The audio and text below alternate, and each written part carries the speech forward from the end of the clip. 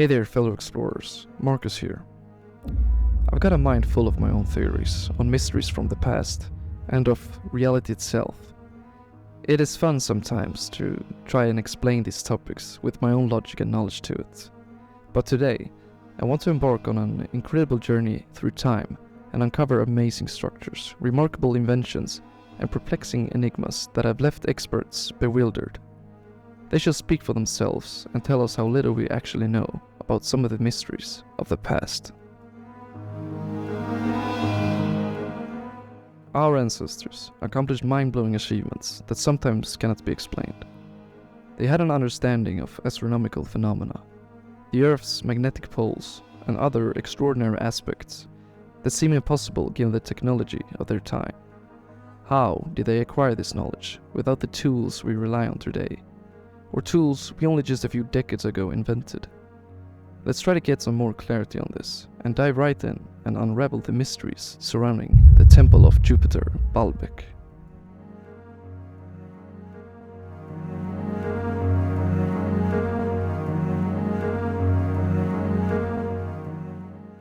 Situated in the heart of Baalbek, Lebanon, this ancient site tells a tale of extraordinary ingenuity. At its base, we see a set of stones so enormous they dwarf nearly everything else from the ancient world.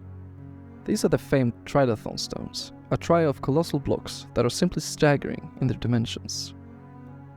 The sheer size of these stones is mind-boggling. The largest of these, known as the Stone of the Pregnant Woman, is estimated to weigh a staggering 1,000 tons. That's the equivalent of around 200 elephants. Yet, the true mystery of Baalbek doesn't merely lie in the size of these stones. It's not just about how they were quarried or how they were transported, although these questions are certainly intriguing. The real enigma here is how these stones were lifted and meticulously placed to form the foundation of the temple. The Romans, often hailed for their architectural prowess, were responsible for the construction of the Temple of Jupiter itself. But they found these gigantic stones already in place, and even they had no idea who had put them there. This highlights the astonishing feat accomplished by an unknown civilization that came before the Romans. To put this into perspective, let's consider the Thunderstone in Russia, the largest stone ever moved by humans. It weighs around 1,500 tons, yet with 18th century technology and a labor force of 400 men, it took 9 years to move it, just 6 kilometers. And here we are, looking at the trilithon stones, each one almost as massive as the Thunderstone, perfectly positioned at the base of the temple. So, we can't help but ask, how in the hell did they do it? These stones, silent as they are, seem to scoff at our modern arrogance, reminding us that the ancients might have known a trick or two that we are yet to rediscover. So, buckle up as we continue to explore the mysteries that shroud this remarkable architectural marvel in our journey through the enigmatic past.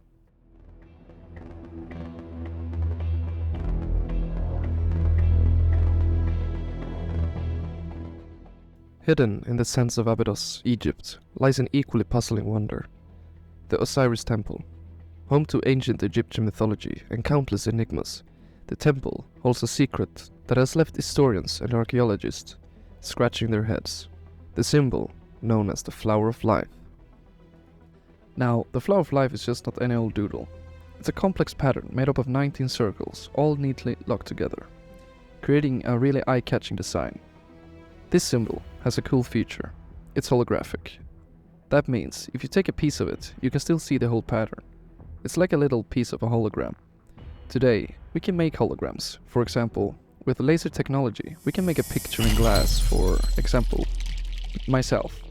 If I were to break this picture, every little piece of this broken glass would show the entire picture. Here's where things get weird. The Flower of Life symbol isn't scratched or carved into the rock. Instead, it looks like it's been burned right into the atomic structure of the rock itself. It's as if a laser has been used, honestly. This level of precision just doesn't match up with the technology we thought was around back then. Despite parts of the rock wearing away over time, the pattern is still there, like it's been embedded into the stone's atoms.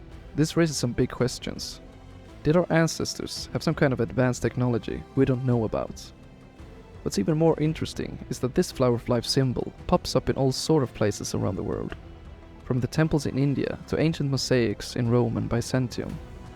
It's what we call a sacred geometry, a visual way of representing the interconnectedness of life and consciousness. I first heard of this temple and how the flower of life symbol seemed to have been lasered into the stone by Nassim Haramein, a groundbreaking researcher that has been studying these sacred geometries.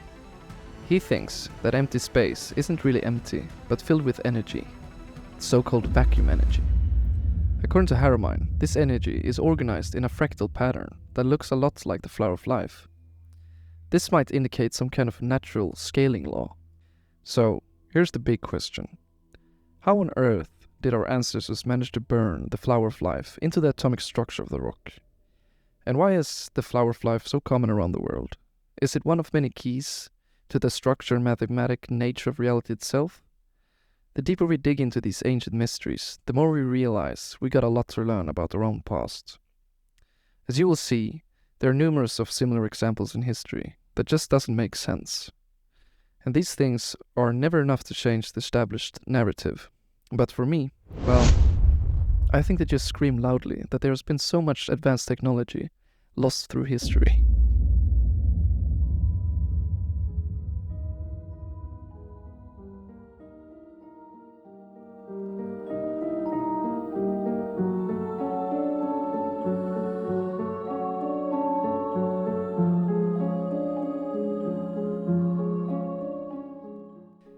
Everyone knows of our seventh wonder, the Great Pyramid of Giza, but what often complements the images of this incredible structure is its iconic partner, the Sphinx. Together, they form a mesmerizing duo that captivates our imagination and fuels our curiosity.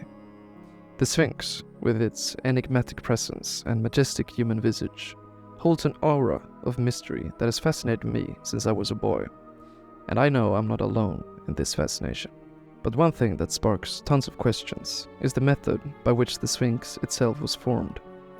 Surrounding the Sphinx is a trench or a wall composed of stones stacked on top of each other. These stones, cut directly from the mountain, present a puzzling enigma. Normally, one would expect such a structure to be chiseled out incrementally, using small bits at a time. However, here we see enormous stones weighing several tons, some even up to hundreds of tons. How and why were they cut and moved in this manner? I mean, this is just what I think, but you plan, you manage and operate on methods that are suited for the available technology. Meaning it must have been easy, or relatively easy at least, for those who made it. Because I understand that if you take big chops off the mountain, that is the faster way. But it's not faster if you don't have the technology to move them fairly quickly, compared to moving small bits by bits.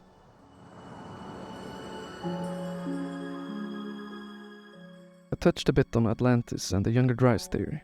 If you watch and listen to similar content, you might be familiar with evidence of civilizations existing even before 12,000 years ago, and that they were basically wiped out by the ending of the last ice age. So of course, I have to touch on the water erosion theory, which challenges the established dating of the Sphinx. While the conventional dating relies on pottery and a limited number of nearby tools, the water erosion theory takes into account the stones we just discussed. These stones were once part of the mountain that later became the Sphinx, and they exhibit textbook water erosion damage. This evidence suggests that the last significant rainfall in the Sahara causing such erosion likely occurred at least 12,000 years ago. This just adds yet another layer of mystery to the Sphinx. Why and how did the ancient builders extract these gigantic stones from the mountain? Are we witnessing the remnants of a lost and forgotten ancient technology?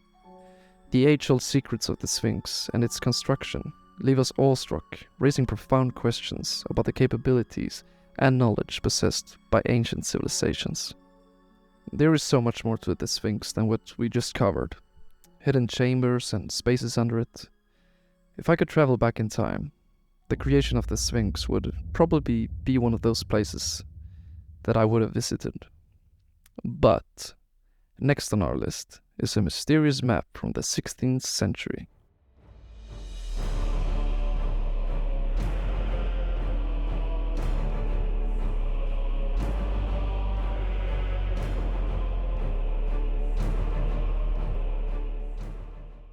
Piri Reis, an Ottoman admiral and navigator, created this map in the early 16th century. What's astonishing is that the Piri Reis map depicts parts of the world that were supposedly unknown at the time. Notably, it includes what appears to be an accurate depiction of the northern coastline of Antarctica, a land that wasn't officially discovered until 1820. But that's not all. The representation of Antarctica isn't just any rough sketch. It shows the continent as it would appear under the ice, something that modern technology wasn't able to confirm until 1958, with the advent of seismic surveys. If the fact that this map potentially shows an ice-free Antarctica doesn't perplex you, let's add another layer to this mystery. The map seems to be compiled from a set of source maps that are far older, possibly even dating back to a pre-glacial era. These clues force us to question: how did an Ottoman admiral from the 16th century possess a map that accurately shows a continent that wouldn't be discovered for another 3 centuries? More importantly, how is it that the map depicts the landmass beneath the ice, something that we only confirmed with modern technology in the mid-20th century? If we take a look into the history of Antarctic exploration, we find that the first confirmed sighting of the Antarctic mainland occurred in 1820 by a Russian expedition led by Fabian Gottlieb von Bellinghausen and Mikhail Lazarev. Sorry for that. However, some theories suggest that there may have been earlier expeditions to Antarctica by ancient civilizations or advanced seafarers. The coastline of Antarctica is scarily accurate, even showing how the bedrock under the ocean connects from Argentina or South America to the continent of Antarctica. So in my mind, this isn't a far-fetched theory. We know that Piri Reis compiled a map from older source maps, and interestingly, Atlantis is actually mapped out on the Piri Reis map, and is shown near modern Mauritania, which is really coincidental, or not. There is actually a strong argument to be had that the capital of Atlantis, the famous Ring City, was located in modern-day Mauritania. Jimmy Corsetti from Bright Insight makes tons of great arguments for this. Here's just 5 quick examples for this theory. Number 1. Description from Plato's Timaeus. Jimmy references Plato's account of Atlantis, describing its capital as a city of circles made of land and water, with a 3:2 ring ratio. The circular structure of the Richat structure matches this description. Number 2. The Richat structure's circular shape and concentric rings resemble the structure described by Plato. The size of the structure, approximately 25 miles in diameter, aligns with Plato's description of Atlantis' capital. The Sahara was once a tropical region with rivers and lakes, as evidenced by geological and topographical studies. The presence of a larger river, the Tamanrasset, flowing towards the Richat structure, corresponds with Plato's description of a southern flowing river near Atlantis' capital. Number 4. Erosion patterns observed in NASA's worldview imagery over the Sahara match the topographical map of the region, indicating potential geological changes and floods in the past. You can literally see that an enormous flood must have flown over the entire northern part of Africa, possibly taking the capital of Atlantis with it, perhaps. And for number 5, this one is just for fun. Do you know what the first king ever in Mauritania was called?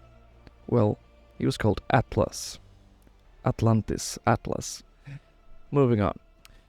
And, as per usual, I like to segue into all kinds of things, which somehow ended up in Mauritania. But now, for our last pick on this list, the number 1 spot for the most convincing case of an advanced lost technology, the Pumapunku.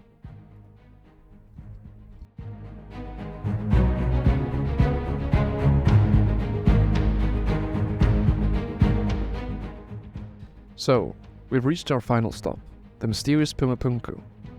This place, located in the Andes Mountains of Bolivia, sure makes the case of an advanced ancient technology. Pumapunku is believed to have been built by the Tiwanaku civilization, an advanced culture that thrived between 500 and 1000 CE.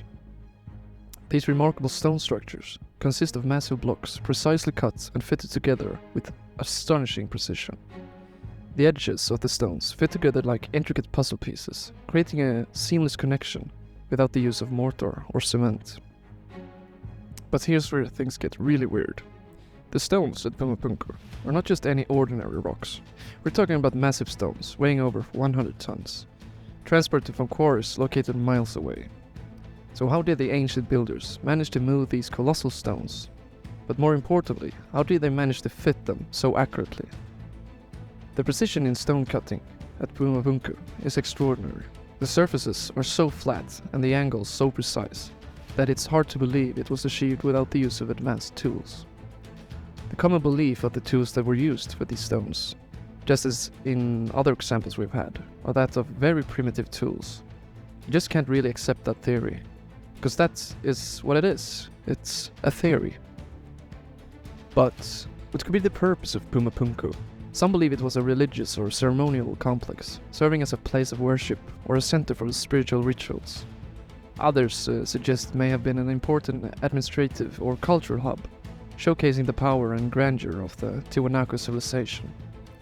When searching for any theories or explanations for these stones and their use, I found a study from 2019, published in the journal Material Letters by Joseph Davidovitz, Louise Huaman, and Ralph Davidovitz.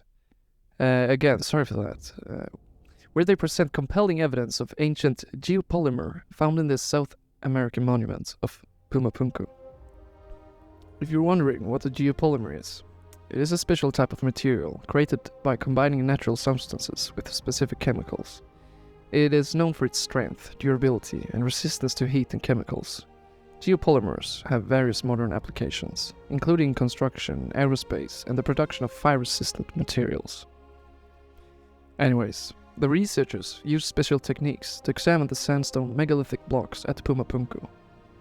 They looked at the blocks using powerful microscopes called scanning electron microscopy, or SEM, which allowed them to see the tiny details of the stones. They also used a method called energy dispersive X-ray spectroscopy, or EDS, to analyze the composition of the blocks. Through these analyses, they found that the blocks were made up of sandstone grains from the Calamarca geological site. To hold the blocks together, a special kind of material was used. It's called an amorphous ferrosilicate geopolymer matrix, which sounds complicated, but it just means a mixture that was made by people. They created this mixture by adding an alkaline salt called natron from the Laguna Cachi in the Altiplano, Bolivia. This mixture acted like a glue, cementing the sandstone grains together to form the solid blocks. So, in simple terms, the study showed that the sandstone blocks at Pumapunku were made of sandstone grains from a specific location and held together with a special mixture created by people using a type of salt. These findings provide us with valuable insights into the techniques and materials used by the ancient builders at Pumapunku. In my opinion, the study is very interesting, but if its conclusion is right or not, we cannot be certain of. But I hope you learned something new. I know for sure you've heard of the mysteries of the Sphinx, but I really tried to cover examples that hopefully you guys haven't heard of. I for one had never heard of the stones at Pumapunku. The purpose of this video wasn't conspiratorial at all. I just compiled examples from ancient history that really just speaks for themselves. How could the Flower of Life symbol in the Osiris Temple, that was built thousands of years ago, be imprinted or almost lasered into the stones? How could a civilization before the Romans have quarried, moved and put the trilithon stones in a precise way, each weighing 1200 tons, and we know how hard it was for the Russians in the 18th century? My conclusion is this: there have been lost ancient technology that have been forgotten and lost. Maybe some of them will resurface and help us in the future. Or can our technological and intellectual arrogance not even consider such a thing? I hope you liked the video, guys, and if you want, drop a comment and a like. If you want to see more videos like these, you'd be smart to subscribe. Bye now.